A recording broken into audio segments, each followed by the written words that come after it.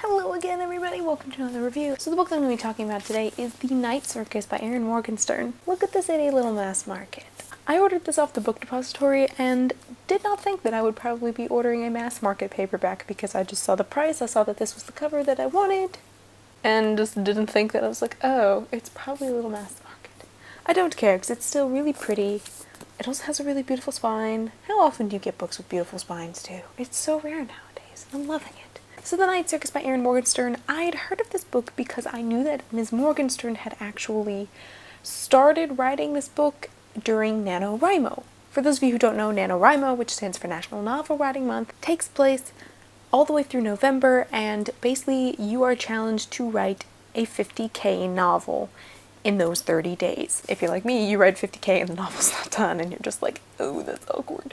It is particularly difficult. You have to average somewhere around, like, I think it's a little over 1,600 words a day in order to make the goal and stay on track. If you're like me, it means you have days where you don't write and you have to binge write on other days, and it's like, surprisingly harder than it sounds. But I know that Ms. Morgenstern had started it during NaNoWriMo and ended up completing it and creating this book. I'd also admittedly heard some pretty mixed reviews of this book. I knew some people who loved it and some people who flat out hated it.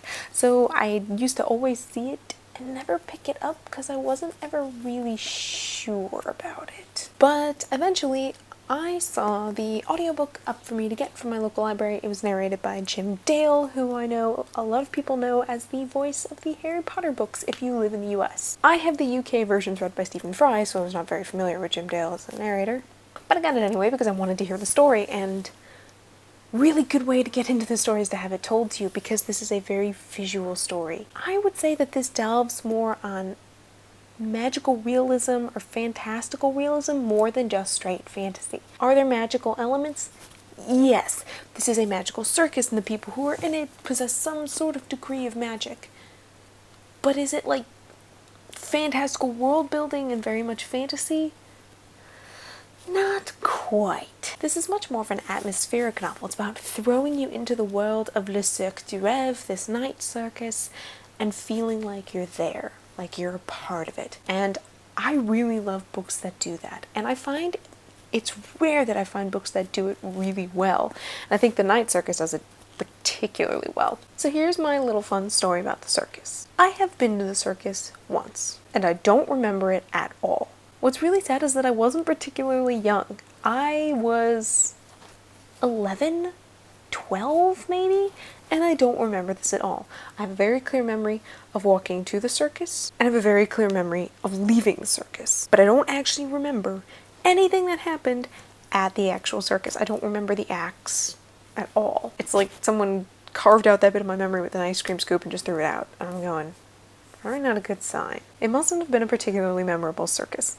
That's disappointing. So I go into this and read this, and this suddenly feels like the way I thought the circus should feel like. Kind of like when you go to Disney World. You're leaving reality and you're entering like an alternate one. And I think that's really, really cool about The Night Circus. There is a story, so I guess I should probably tell you that for those of you who haven't read this. The Night Circus predominantly tells the story of two particular acts within the circus. You have Celia, who is the illusionist. She's the big act of the entire circus, and the secret is that she's doing real magic, but making you think it's fake. So she's doing real magic, making you think it's fake, making you think it's real, but then also letting you know that it's like fake. Yeah, don't even try and wrap your head around that. I really should have just stopped that. Celia has been trained by her father, who used to be known as Prospero, the great magician and illusionist, from whom she learned all of her tricks, and whom was in a massive feud with the master of Marco, who's the other predominant act of the circus. He represents the outside business world of the circus, and Celia very much represents the acts within the circus. She represents the people who are there, and they find that their fathers, masters, whatever, have entered each other into a kind of contest to say, like, who's going to be better and who's going to end up winning the circus. But if they try to leave the circus will completely fall apart. It's really kind of odd and mysterious. All Celia and Marco know is that they have been thrown into this game and they are being forced to play. Sad part is that, well, they fall in love, and so then they don't really want to play the game, and yet they have to. Like I said, that's the plot. But it's not really about the plot. The Night Circus is more about the circus. It's about the people in the circus. It's about entering the world, and it's a flight of fancy. It's very filmic, and the filmic bits are almost like vignettes, a little window into a part of the circus. And that's where this book really shines. It's more about throwing you into the magic and just saying, enjoy it, breathe it, savor it, be a part of it. It's less about let me tell you a story, which probably sounds horrible when I tell you this is a book. But as I said, atmospheric novels, which is what this essentially is, are really hard to do.